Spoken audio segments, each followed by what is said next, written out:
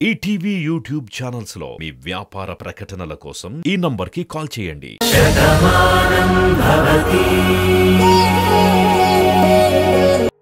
అప్పుడు నీ ప్రేమను పూర్తిగా పొందలేకపోయాడు కాబట్టే ఇప్పుడు నీ కూతురు కడుపులో ప్రాణం పోసుకుని మళ్ళీ నీకు మనవడిగా మళ్ళీ నీ ఇంట్లోనే అడుగు పెట్టబోతున్నాడు.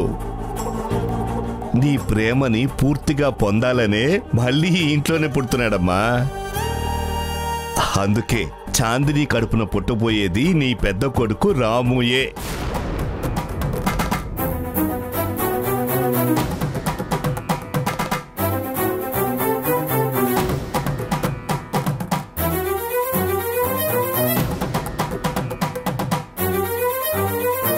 ఇదేంటి నాన్న ఇలా అన్నారు? అత్తయ్య ఇప్పుడిప్పుడే మర్చిపోతున్న గాయాన్ని మళ్ళీ గుర్తు చేశారు. ఇన్నేళ్ళు ఆ రాముని దూరం చేశామనే కదా మన మీద అత్తయ్య పగ పెంచుకున్నారు. భగవంతుడా, ఇప్పుడు ఈ మాట ఎలాంటి యుద్ధానికి కారణం అవుతుందో ఏంటో. అంకుల్ సరైన టైంలో సరైన మాట చెప్పారు. వీళ్ళందరి ఆనందాలు చూస్తూ ఉంటే నా కడుపు రగిలిపోతుంది. ఈ హ్యాపీనెస్ ని ఎలా పోగొట్టాలో అర్థం కాకుండా తల పట్టుకున్నాను. కానీ మీరన్న ఈ ఒక్క మాట చాలు అంకుల్, ఆనంద నిలయంలో ఆనందం ఆవిరైపోవటానికి. ఒరే వాసు, ఇప్పుడు వాడి పేరు ఎందుకు తీసుకొచ్చావు? చూడు ఊర్మిళ ఎలా అయిపోయిందో.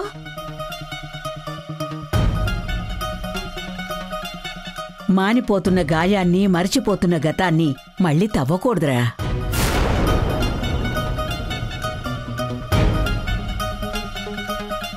అవునరా, ఆ జ్ఞాపకం బాధనే మిగిల్చింది, బంధాలను దూరం చేసింది,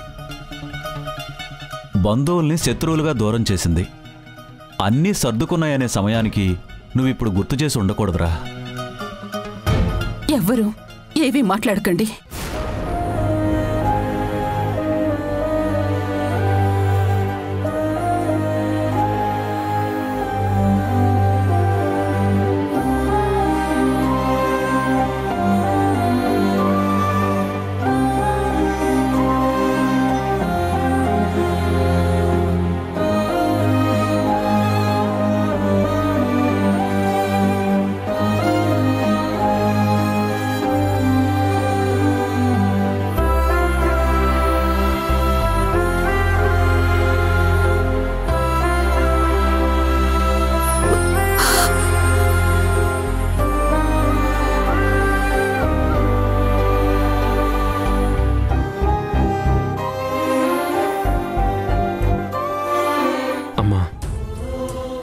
కావాలని అనలేదు, తన ఆనందాన్ని అలా చెప్పారు. చెల్లెమ్మా, నేనేమైనా తప్పుగా మాట్లాడుంటే క్షమించమ్మా.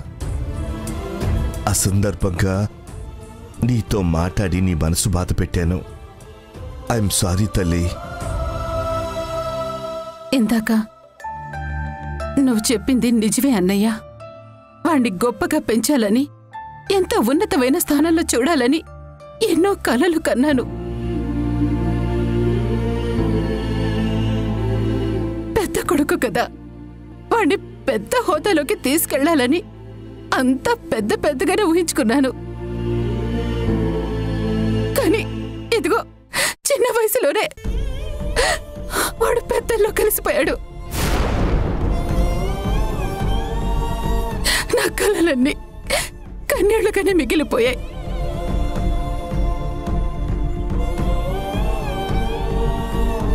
ఆ బాధ ఎన్నో రోజులుగా నన్ను మానసికంగా కృంగదీసింది. కానీ ఇప్పుడు మీరన్నటువంటి మాటలతో నా ఆశ చిగురించింది. వాడు నా చాందని కడుపున పుడితే, నా చేతన మీద పెరిగితే నాకంతకన్నా కావాల్సిందే ఉంది. ఖచ్చితంగా పుడతాడమ్మా.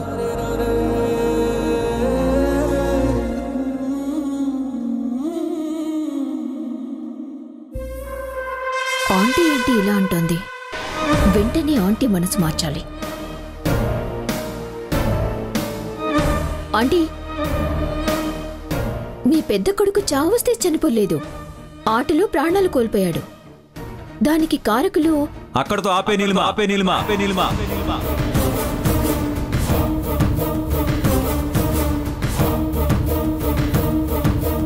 ఇది సంతోషంగా గడపాల్సిన సమయం, గతం గుర్తు చేసుకోవాల్సిన సమయం కాదు. అది కాదు అంకుల్, నా ఉద్దేశం ఏంటంటే... నాన్న చెప్తున్నారు కదా నీలిమా, నీ ఉద్దేశం చెప్పక్కర్లేదని. నువ్వు ఏం చెప్పాలనుకుంటున్నావో ఇక్కడ అందరికీ తెలుసు. అది మాత్రం మేము వినాలనుకోవడం లేదు. అందరూ హ్యాపీగా ఉంటే ఇదెందుకు ఇలా చెడగొట్టాలని చూస్తుంది?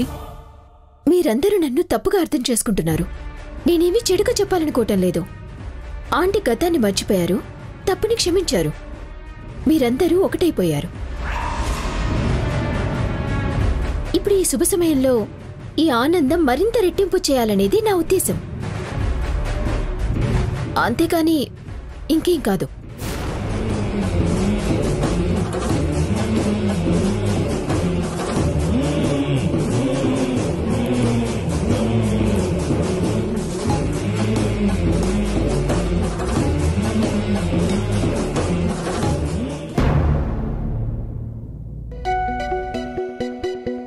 ఏంటి బాను ఇంత లేట్ అయింది? వస్తుంటే కార్ చిన్న ట్రబుల్ ఇచ్చింది, అందుకే లేట్ అయింది. మీటింగ్ స్టార్ట్ అయిందా? మేడం ఆల్రెడీ ప్రెజెంటేషన్ ఇస్తున్నారు, రండి వెళ్దాం. పద. సార్, ప్రతి మహిళలోనూ ఏదో ఒక ప్రత్యేకత ఉంటుంది.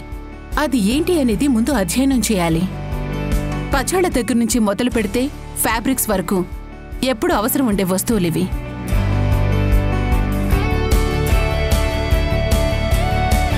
వీటి మార్కెట్ పరిధి కూడా డౌన్ అయ్యేటువంటి ఛాన్సెస్ చాలా తక్కువ.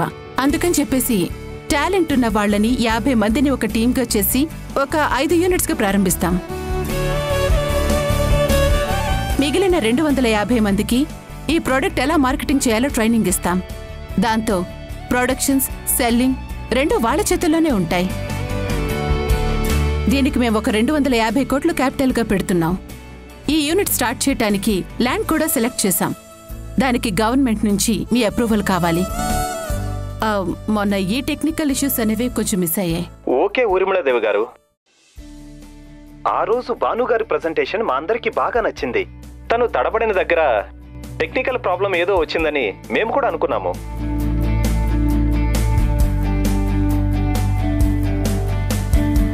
అందుకే ప్రాజెక్ట్ ని హోల్డ్ లో పెట్టాము. ఈ ప్రాజెక్ట్ మీకే కేటాయిస్తున్నట్టుగా ఒక అఫీషియల్ మెయిల్ వస్తుంది. తర్వాత మిగిలిన డీటెయిల్స్ అన్ని ఫినిష్ చేద్దాం. Thank you sir. మెయిల్ రాగానే పీపీటీతో మీ ఆఫీస్కి వచ్చి కలుస్తాం. Okay madam, thank you. Thank you.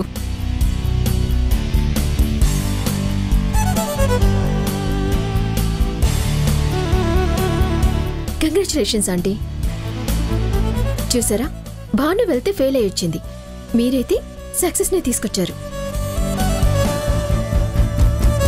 Congratulations Bhanu. అదేంటంటీ me credit భానుకిస్తున్నారు? ఏంటి భాను, ఆంటీ కంగ్రాట్స్ చెప్తే అలా చూస్తూ ఉండిపోవడమేనా? నేను చేసిందేం లేదత్తయ్య. నా వల్ల ప్రాజెక్ట్ చేజారిపోవాల్సింది. మీరు తలుచుకుంటేనే ఇప్పుడు మళ్ళీ ప్రాజెక్ట్ మనకొచ్చింది. ఇప్పటికైనా అర్థమైంది కదా. సిఎఫ్ఓ ఆంటీ చేతిలో ఉంది కాబట్టి నువ్వు ఆ కుర్చీలో కూర్చోగలిగావు. కానీ కంపెనీని నడిపించాలంటే స్కిల్ ఉండాలి. ఆ విషయంలో ఇప్పుడు నువ్వు నిల్లన్న విషయం నువ్వు చెప్పడం అయిపోయిందా నీలిమా? ఏంటి కార్తీక్, భాను నన్నానని కోపం వచ్చిందా? నేనేమీ అబద్ధాలు చెప్పట్లేదు. ఇంతవరకు నువ్వు నిజం కూడా ఎప్పుడూ చెప్పలేదు.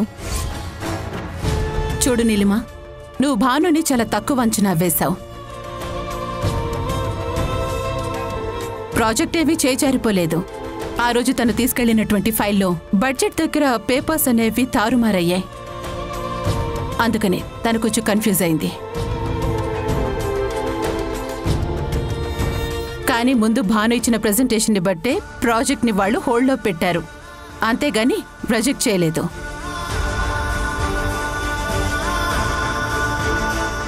ఇప్పుడు కూడా వాళ్ళు అదే విషయాన్ని క్లియర్గా చెప్పారు. మేబీ నీకు అర్థం కాలేదనుకుంటాను. ఈరోజు ఈ ప్రాజెక్ట్ అనేది మనకు వచ్చింది అంటే క్రెడిట్ గోస్ టు భాను.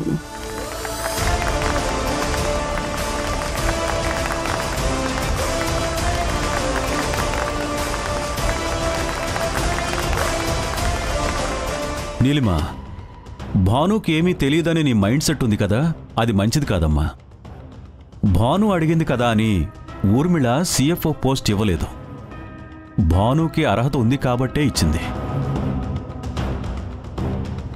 చేసేవాళ్ళిప్పుడు నేనిది చేస్తానని చాటింపు వేసుకోరు.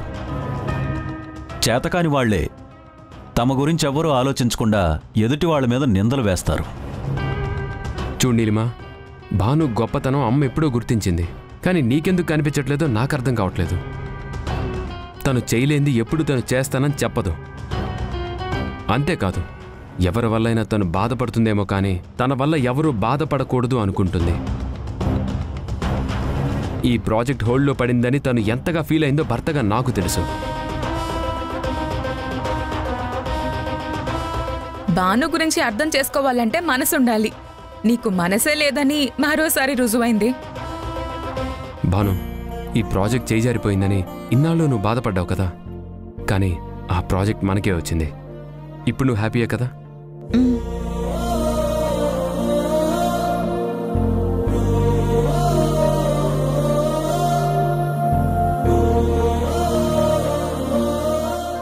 అనిలమా, బయలుదేరదామా? ఇంటికా ఆంటీ? అవును, కొత్తగా అడుగుతున్నావేంటి? ఆ ఇంట్లో ఆనందాలు చూడాలని మీరు కలకంటున్నారు, కానీ మీ కల కలగానే మిగిలిపోతుందని నేను బాధపడుతున్నాను. అసలు నీకేమైంది నీలిమా? ఏంటి సందర్భం లేకుండా మాట్లాడుతున్నావు? ఇప్పుడు నా ఇంట్లో ఆనందాలకి తక్కువే వచ్చింది.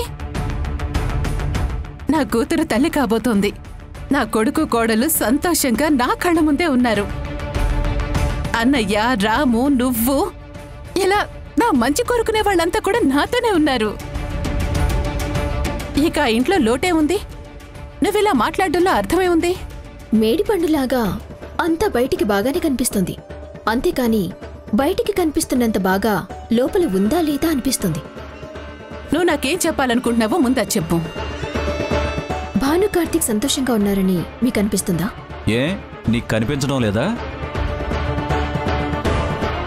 మీరంతా వాళ్ళని గుడ్డిగా నమ్ముతున్నారు కాబట్టి వాళ్ళు అన్యోన్యంగా ఉన్నారని మీరనుకుంటున్నారు.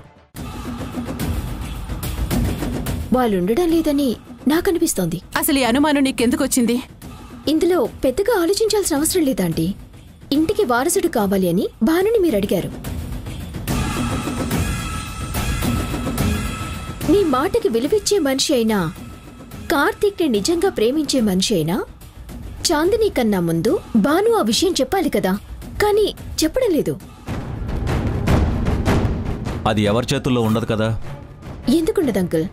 కార్తీక్ భాను ఒకటై ఉంటే ఈ పరిస్థితి ఉండేది కాదు. కానీ భాను కార్తీక్ ని దూరం పెడుతుందని నాకు అనుమానంగా ఉంది. వాళ్ళిద్దరి మధ్య ఏదో సమస్య ఉంది. భాను మీదున్న ప్రేమతో కార్తీక్ ఆ విషయాన్ని బయటికి చెప్పడం లేదు. కార్తీక్ చెప్పడు అన్న నమ్మకంతో భాను బయటపడటం లేదు. చచా, అలాంటిదేముండదు. ఒకవేళ అలాంటిదేవైనా ఉంటే నా కొడుకు నాతో చెప్తాడు. ఇలాంటి విషయాలు ఏ కొడుకు తల్లితో చెప్పుకోలేడాంటీ. అప్పుడు తండ్రిగా నేను అడుగుతాను, ఇది దాచవలసిన అవసరం లేదు. నిజంగా వాళ్ల మధ్య ఇబ్బందే ఉంటే అదేంటో తెలుసుకుని సమస్యని పరిష్కరిస్తాను. ఈరోజే ఈ విషయం గురించి నేను కార్తీక్తో మాట్లాడతాను. నువ్వు చెప్పావని కాదు, నా కొడుకు కోడలు ఎప్పుడూ హ్యాపీగా ఉండాలని మనసారా నేను ఊర్మిళ కోరుకుంటున్నాం. అందుకే అడుగుతాను. అలా అడిగితే వాడేమైనా అనుకుంటాడేమోనండి. అడగకుండా వదిలేస్తే నిజంగా దూరంగా ఉంటే అలాగే దూరం అయిపోతారు ఊర్మిళ. మనకు అనుమానం వచ్చిందని తెలిస్తే సమస్యని పరిష్కరించుకుని దగ్గరవుతారు. వాళ్ళని తప్పుపట్టడం లేదు, వాళ్ల మధ్య మనస్పర్ధలుంటే సరిదిద్దుదాం అంటున్నాను. నిజమేనండి, మనమేం చేసినా వాళ్ళు ఆనందంగా ఉండాలనే కదా. నీలిమ అనుమానం నిజమో లేదా మన నమ్మకం నిజమో తెలుస్తుంది. అలాగే మాట్లాడదాం.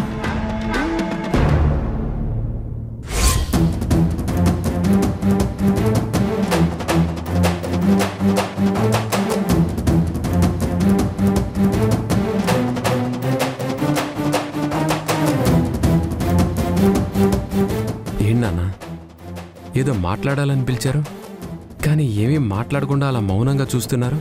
ఏం మాట్లాడాలి? ఒక తండ్రి కొడుకుని ఇలా అడగకూడదురా, కానీ అడక్క తప్పని పరిస్థితి. అందుకే ఎలా మొదలు పెట్టాలో తెలియక ఇలా మౌనంగా ఉండిపోయాను. ఇదేంటి మావయ్య ఆయన సీరియస్గా మాట్లాడుకుంటున్నారు? ఇటు అత్తయ్య నీలిమ చాటుగా చూస్తున్నారు.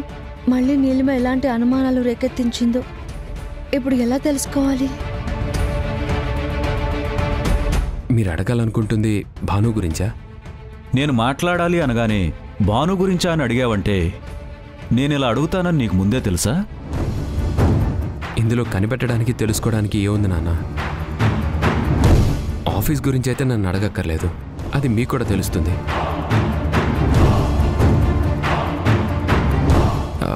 ఇంటి గురించి అయితే నన్ను అడిగే పని లేదు, ఎందుకంటే ఇంటి విషయాలు అమ్మ భాను చూసుకుంటున్నారు.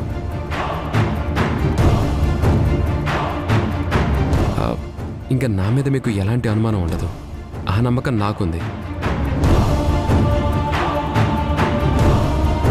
ఇవన్నీ కాకుండా ఇలా పక్కకి పిలిచి అడుగుతున్నారంటే భాను గురించి కాకుండా ఇంకేమై ఉంటుంది. నిజమే కార్తీక్, నువ్వు బాగానే గెస్ చేసావు. భానుకి నీకు మధ్య రిలేషన్ బాగానే ఉంటుందా? అంటే వయసులో ఉన్న మిమ్మల్ని ఈ ప్రశ్న అడిగానంటే దాని అర్థం ఏంటో నీకు అర్థమయ్యే ఉంటుందనుకుంటాను.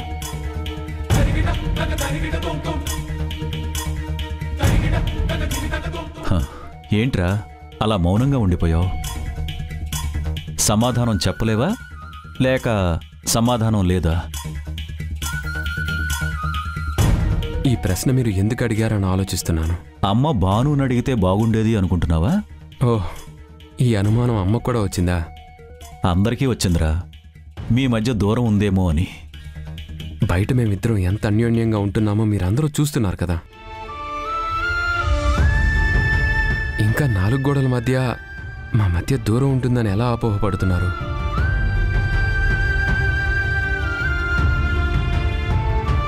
భానుకి నేనంటే ప్రాణం.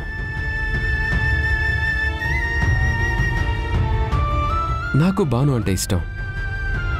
అప్పుడు మా మధ్య అభిమానం ఉంటుంది, కానీ అగాధం ఉండదు కదా నాన్న.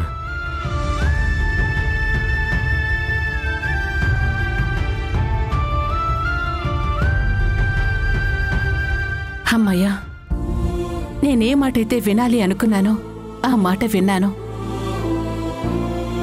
చాలా సంతోషం నాన్న.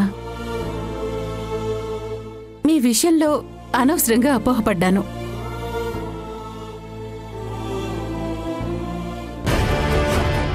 అమ్మ కార్తీక్, వీళ్ళకి డౌట్ వచ్చేలా నేను రెచ్చగొడితే డౌట్ రాకుండా బాగా కవర్ చేస్తున్నావు. భానుకి నీకు మధ్య గోడ కట్టిందే నేను. ఆ రహస్యం బయటికి తెలియకూడదు అని ఈ రహస్యాన్ని ఇలా కవర్ చేశావా? భాను అంటే ఎంత ప్రేముందో నీకు.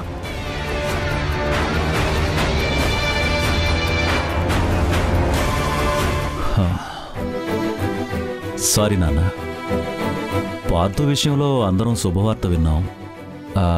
నీ విషయంలో ఇంకా ఆ మాట రాకపోయేసరికి ఏదో కొత్త అనుమానాలకు దారితీసింది. అందుకే నిన్ను ఇలా అడిగి ఇబ్బంది పెట్టవలసి వచ్చింది. ఏమనుకోకు. అయ్యో పర్వాలేదు నాన్న. అనుమానాన్ని మనసులో దాచుకోకుండా నన్ను అడిగారు కదా, అదే చాలు. సందేహమే లేదు, ఈ నీలిమ ఖచ్చితంగా ఇంకేదో గొడవ పెట్టబోతోంది. అదేంటో ఎలా తెలుసుకోవడం?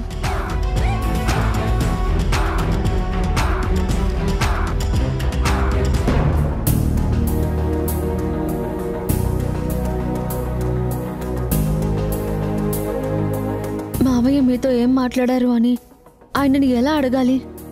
అడిగితే ఏమనుకుంటారు?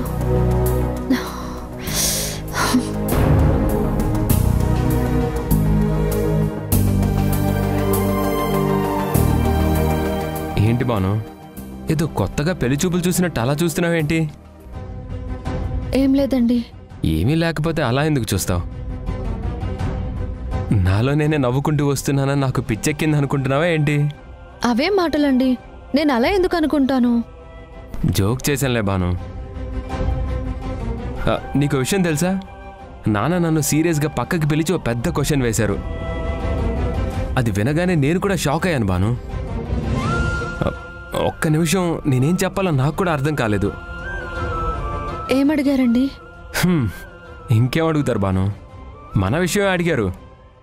నిజానికి అమ్మ నిన్ను అడగాలనుకుందంట, కానీ నాన్న ముందు నా గురించి కన్ఫర్మ్ చేసుకుందామని నన్ను అడిగారు. సీరియస్గా నా కళ్ళలోకి సూటిగా చూస్తూ నాకు నిజం కావాలి కార్తీక్ అని అన్నారు. నాకేం చెప్పాలో అర్థం కాలేదు. ఇంతకీ మిమ్మల్ని ఏమడిగారండి? మీ మాటలు వింటుంటే నాకు చాలా భయంగా ఉంది. ఏదో జరిగింది. దాచుకోకుండా దయచేసి చెప్పండి. మనిద్దరం బాగానే ఉన్నాం కదా బాను. మన కాపురం బాగానే సాగుతుంది కదా. మనిద్దరి మధ్య అన్యోన్యత లోపించలేదు కదా. ఈ విషయమే అడిగారు.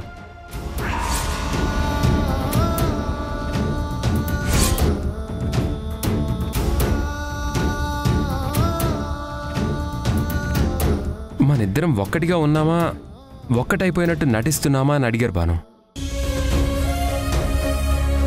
ఏం చెప్పమంటావు? మీరేం చెప్పారండి? ఇంకేం చెప్తాను, ఏముందో అదే చెప్పేశాను. అంటే మన మధ్య దూరం ఉందా బాను? అంటే అది నువ్వు చెప్పు బాను, మన మధ్య దూరం ఉందా లేదా?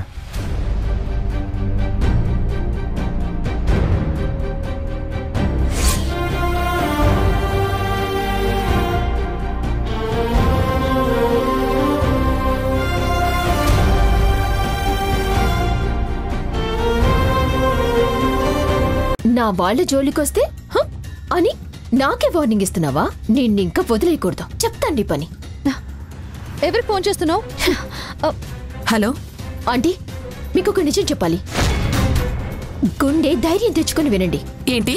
మీ పెద్ద కొడుకు రాముని చంపిన శివ ఎవరో కాదు, ఇప్పుడు పార్థు రూపంలో ఉన్న మీ అల్లుడు.